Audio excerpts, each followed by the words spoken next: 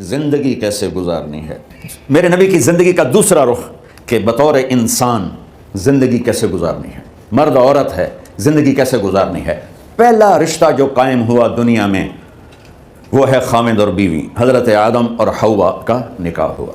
اللہ تعالیٰ نے عورت کو کمزور بنایا تو پہلے دن سے اس کو عزت اور احترام دیا تاکہ ساری زندگی اس کمزوری سے ناجائز فائدہ نہ اٹھایا جائے بلکہ اس کو عزت دی جائے۔ کہ آدم علیہ السلام کے لیے مٹی اکٹھی کی، پانی ڈالا، گوندھا اور ایک اسٹیچو بنایا اور ڈال دیا۔ جب وہ خشک ہوا اس میں روح ڈالی اور پھر وہ ننگے بدن تھے، پھر ان کو جنت کے کپڑے پہنائے اور جنت میں ڈال دیا۔ اس کائنات کا حسن بھی عورت سے ہے اور جنت کا حسن بھی عورت سے ہے۔ حضرت آدم علیہ السلام جنت میں، لیکن بابے جی دا دل ہی نہیں لگتا، کلے کلے ہی ٹرے پھر دیں۔ اب اللہ نے عورت کو بنانے کا ارادہ کیا تو اللہ ایک ڈھیر مٹی کا اکٹھا کر کے عورت کے لیے بھی بنا دیتا اور اس کا اسٹیچو بنا دیتا اور اس کو خشک ہونے دیتا، پھر اس میں روح ڈالتا، پھر اس کو کپڑے پہناتا۔ آپ حیران ہوں گے، سبحان اللہ، اللہ نے ایسا نہیں کیا۔ آدم علیہ السلام سوئے، آنکھ کھلی تو دیکھا ایک خوبصورت حسین عورت۔ یہ بات اکثر لوگوں کو معلوم ہوگی کہ یوسف علیہ السلام دنیا کے حسین ترین انسان تھے، اور یہ بات شاید کسی کو معلوم نہیں ہوگی کہ دنیا کی سب سے حسین خوبصورت عورت حضرت حوا ہے، حوا، جن پر بڑھاپا آیا ہی نہیں، 1000 سال کے قریب زندگی گزاری، بڑھاپا نہیں آیا۔ حضرت آدم اور حوا قریب قریب عمر تھی۔ حضرت آدم کی عمر تو کتابوں میں مل جاتی ہے 1000 برس، لیکن حضرت حوا کی عمر کتنی تھی یہ کہیں پڑھنے کو ملا نہیں، اس لیے میں اندازہ کرتا ہوں کہ قریب قریب ہوگی، بڑھاپا نہیں آیا، بیماری نہیں آئی۔ اور حضرت حوا کو مینسز بھی نہیں آتے تھے۔ یہ عجیب بات آپ کو بتاؤں، اللہ نے اتنا جنت کا ان کے اندر نمونہ رکھا۔ تو جب حضرت آدم کی آنکھ کھلی تو دیکھا ایک حسن کا پیکر، انہوں نے تو جنت ہی بھول گئی۔ کہنے لگے یا اللہ ہن دل ٹھریا جا کے، یا اللہ کون ہے؟ کہ تیری بیگم۔ واہ جی واہ، موجاں ہی موجاں۔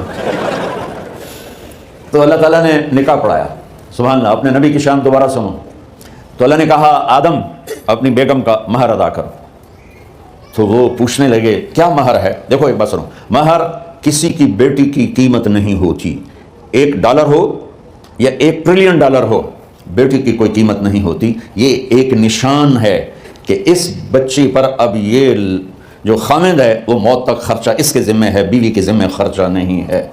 خامند کما کے لائے گا اور اپنی بیگم کو کھلائے گا، اور بیوی گھر کی ذمہ داری نبھائے گی۔ تو خیر وہ الگ بات چلی جائے گی۔ اللہ تعالیٰ نے کہا کہ مہر ادا کرو۔ کہا جی کیا مہر ہے؟ تو میرے اللہ نے کہا تیری نسل میں میرا آخری نبی آئے گا، اس پہ 1 دفعہ درود پڑھ دے، یہ مہر ہے۔ اچھا، شروع دن سے ہے کہ میں نے قبول کیا۔ قبول کیا کا مطلب ہے کہ میں اس لڑکی کو قبول کر رہا ہوں، اس کی کمیوں کے ساتھ بھی خوبیوں کے ساتھ بھی۔ اور جب لڑکی کہتی ہے سائن کرنا قبول کیا ہے، یا زبان سے کہے قبول کیا ہے، تو یہ اس بات کی گارنٹی ہے کہ میں نے اپنے اس لڑکے کو خامند ہونے کے طور پہ قبول کیا، اس کی کمیوں کے ساتھ بھی، اس کی خوبیوں کے ساتھ بھی۔ اور جو ہی شادی ہو کر ڈولی سسرال کے گھر جاتی ہے تو ٹیسٹ شروع ہو جاتا ہے، کی کر دیے، باندھی کے میں، اٹھیندی کے میں، بول دی کے میں۔ اور اس میں بہت زیادہ نیگیٹو کردار ہے سسرال کا، کئی لڑکیوں کا، کیونکہ ہم نے اپنے نبی کی زندگی نہیں قبول کیا۔ یہ واجب ہے کہنا قبول کیا، کہ جس میں پیغام ہے کہ اب میں اس کی میں کوئی کمی ہے وہ بھی قبول کروں گے، کوئی خوبی ہے تصور ماتھے پر۔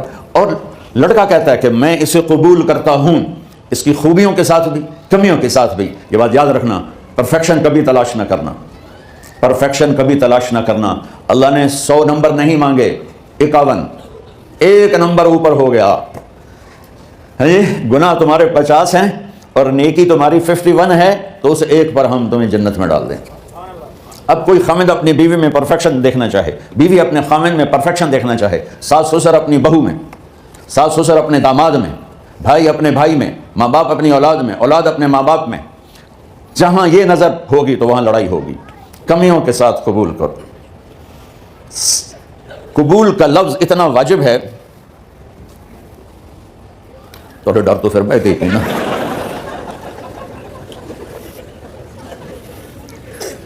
قبول کا لفظ اتنا ضروری ہے کہ اس کے بغیر نکاح ہی نہیں ہوتا۔ میں یہ کئی جگہ لطیفہ سنا چکا ہوں، اور واقعی قصہ بھی ہے، ایسے لطیفہ نہیں ہے۔ میرے دوست ہیں، ذمہ دار ہیں اچھے، تو ان کے گاؤں کا ایک بچہ چھوٹی عمر میں بسوں پہ جا کے نا وہ جاب پہ لگ گیا۔ تو تو اس کا کام ہوتا ہے بس کو صاف کرنا، ڈرائیور کو چائے پلانا، اور جہاں کہیں رش ہو تو اس کو ڈائریکشن دینا، استاد جی کٹ لو، استاد جی آن دو، استاد جی جان دو، تو یہ اس کا محاورہ بن جاتا ہے۔ اب اس کا نکاح ہوا تو مولانا صاحب نے کہا عبد الرحمان، میں فرضی نام لے رہا ہوں، نام مجھے اس کا یاد نہیں، عبد الرحمان زینب بنت اسلم نو تیرے نکاح دیتا 500 مہر تو قبول کیتا؟ تھوڑی دیر سوچ کے کہنا جی آن دیو۔ اس نے ساری زندگی آن دیو ہی سیکھا تھا، تو اس کے بھائی نے اس کو نہیں ماری تو کہنے لگا جی جان دیو۔ مولانا صاحب نے کہا آن دیو جان دیو نلکا نہیں بننا، تو آگا میں قبول کیتا۔ یہ بھی صحیح واقعہ سنا رہا ہوں۔ ایک نوجوان نے بیوی کو 3 طلاق دے دی کٹھی، اب ہو گیا پریشان، مولانا صاحب کے پاس گیا، کوئی میرے جیسا ہوگا، مولانا صاحب 3 طلاق دے بیٹھا، کوئی مسئلہ کا حرام، کہا جی کوئی رستہ حرام، کوئی گنجائش حرام۔ اس نے جیب سے موٹا سا لفافہ نکالا اور مولانا کے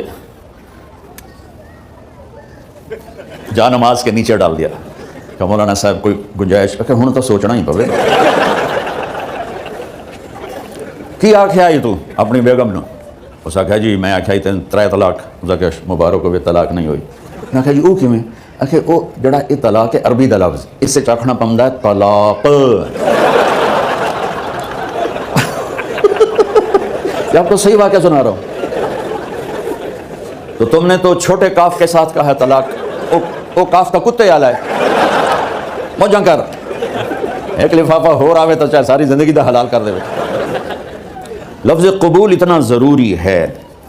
تو میرے نبی نے 11 شادیاں کی، اللہ کی قسم شوق کی نہیں تھی۔ ما تزوجت وما زوجت الا بوحی من السماء نزل به جبریل، کہ لوگوں سن لو میری بات غور سے، مجھے عورت کی کوئی رغبت نہیں ہے، میں نے جہاں شادی کی، جہاں بیٹی کی شادی کی، پہلے اللہ نے آسمان سے جبریل بھیج کے حکم دیا، پھر میں نے قدم اٹھایا۔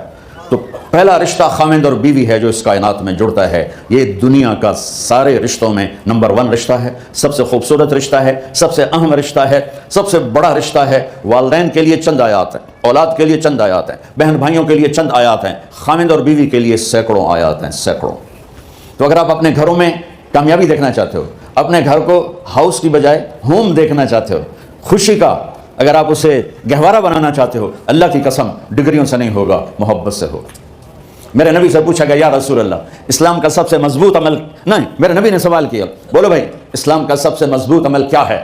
صحابہ نے کہا نماز، نہیں سبحان اللہ، ابھی میں نماز کی کتنی اہمیت بتا چکا۔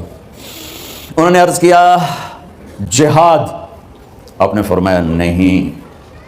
تو صحابہ نے عرض کیا روزہ، آپ نے فرمایا نہیں۔ اللہ اکبر۔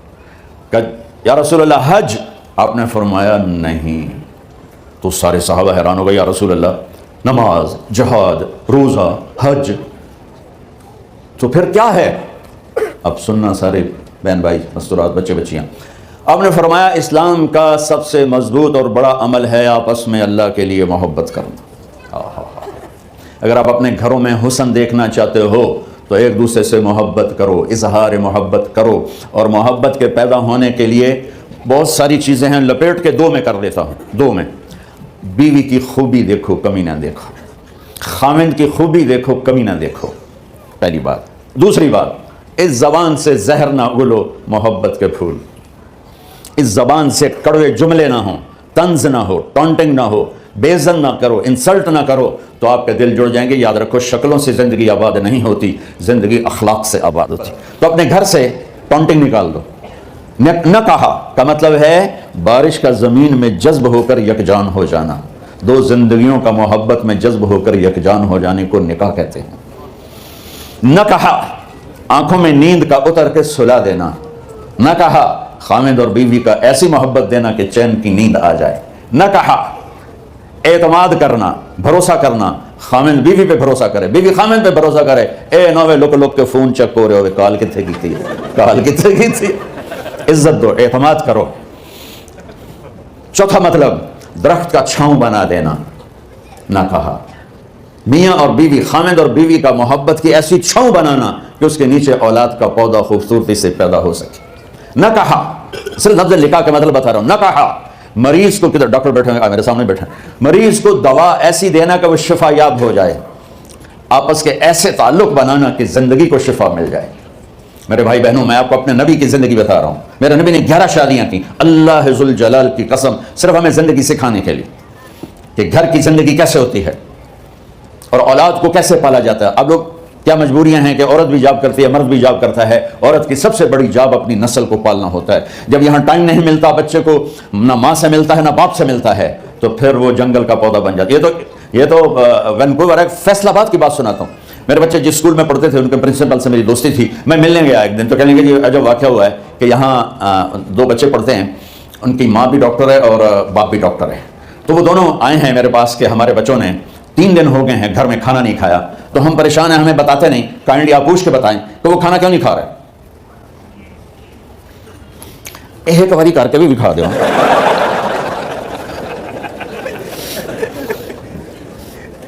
ہمارا دین اتنا خشک نہیں، ہمارے مولوی صاحبان نے زیادہ خشک بنا دیا. تو انہوں نے دونوں بچوں کو بلایا. سننا سارے فیملیز بیٹھے ہو جہاں میں فیملی کی زندگی کو فوکس کر کے نبی سے جوڑ کے بتا رہا ہوں، طارق جمیل کے تجربے نہیں بتا رہا. دونوں بچوں کو بلایا، بیٹا آپ کھانے کو نہیں کھا رہے؟ کہا جی ہم اپنے ممی اور بابا کے سامنے نہیں بتائیں گے. تو انہوں نے دونوں کو باہر بٹھا دیا. پھر پوچھا اب بتاؤ کیا مسئلہ ہے؟ ان کا سر ہم صبح جب ناشتہ کرتے ہیں تو ہمارے ممی ڈیڈی سو رہے ہوتے ہیں، ہماری ان سے ملاقات نہیں ہوتی. جب ہم اسکول سے واپس آتے ہیں تو ممی ڈیڈی اپنے میڈیکل کالج میں ہوتے ہیں، ہاسپٹل میں ہوتے ہیں، تو ہمیں ان کو دیکھنے کا موقع نہیں ملتا. شام کو جب ہم کھانا کھاتے ہیں تو یہ دونوں اپنے پرائیویٹ کلینک میں ہوتے ہیں، تو ہم ان کو دیکھ نہیں پاتے. پورا ہفتہ گزر جاتا ہے، ہمیں ماں باپ کی شکل نظر نہیں آتی. تو ہم نے اسٹرائک کی ہے کہ ایسے ماں باپ کی روٹی کیا کھانی جو اپنی شکل بھی نہ دکھا سکیں. تو اس لیے ہم نے کہا ہم نے بائیکاٹ کیا ہے، گھر میں نہیں کھانا ہے. تو ایسی لائف مت بناؤ. یہاں ایک بہت بڑا چکر شیطان دیتا ہے، بڑی گاڑی لے لو، $100 کی قسط تو ہے، اور بڑا گھر لے لو، $200 یا $100 کی قسط تو ہے.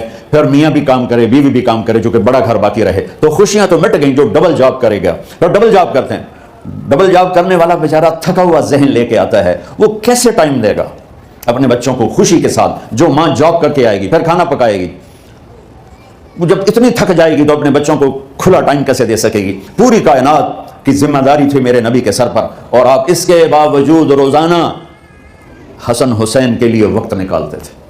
اور انہوں کو آ کر کوئی لیکچر نہیں. دیکھو ماں باپ سے بات کرتا ہوں، لیکچر تھوڑا دو، محبت زیادہ کرو. یہ نہ کرو، یہ کم کیا، یہ کرو، یہ کرو، یہ چھوڑ کر صرف سینے سے لگاؤ. پھر محبت دو، کمیوں سمیت بچوں کو قبول کرو، ان کی زندگی تبدیل ہو جائے گی. اتنے بڑے نبی، اتنی بڑی ذمہ داری، اور اتنا درد سینے میں کہ آپ کے سینے سے ایسے ابلنے کی آواز آتی تھی جیسے ہانڈی ابلتی ہے. اس کے باوجود آپ روزانہ کہتے ہیں این اللقا، میرے شرارتی بچے کدھر ہیں؟ تو وہ بھاگے بھاگے آتے. دیکھو میں فزیکل کر کے بتاؤں گا تاکہ آپ کو پتہ چلے زندگی کیسے گزاری. کہ میرے شرارتی بچے کدھر ہیں؟ 7 بر اعظم کی ذمہ داری ہے. اور تھوڑی چھوٹیاں جابن تو تسی کہتے ہو بزی بڑے ہیں. میرے نبی پہ 7 بر اعظم کے انسانوں کی ذمہ داری ہے، اور آخری آنے والے انسان تک کی ذمہ داری ہے. اس سے بڑی جاب کس کی ہوگی کائنات میں؟ اور پھر آپ روزانہ آتے ہیں این اللقا، میرے شرارتی بچے کدھر ہیں؟ تو حسن حسین بھاگے بھاگے آتے. آپ ان کے لیے یوں ہو جاتے تھے، آؤ بھائی میری کمر پہ چڑھ جاؤ. اپنے نبی کی عظمت کو جانو کہ انہوں نے زندگی کیسے سکھائی. چاند کے 2 ٹکڑے کر دینا کوئی معمولی بات ہے، آسمان چیر کے چلے جانا معمولی بات ہے، ایک زندگی سکھا کے جانا سب سے بڑی بات ہے. کتنی اولادیں برباد ہو گئی ماں باپ کی وجہ سے، کتنے گھر اجڑ گئے ساس سسر کی وجہ سے، کتنے گھر اجڑ گئے لڑکی کے بدتمیز ہونے کی وجہ سے، کتنے گھر اجڑ گئے لڑکے کے شرابی اور باہر کی گندگی کی وجہ سے. زندگی سیکھو. یہ اتنے بڑے نبی ہو کر آپ یوں ہو رہے ہیں جیسے میں نے آپ کو کر کے دکھایا. دونوں کو اوپر بٹھا لیتے اور کمرے میں چکر لگاتے تھے، پھر یوں کر کے پوچھتے تمہارا اونٹ کیسا ہے؟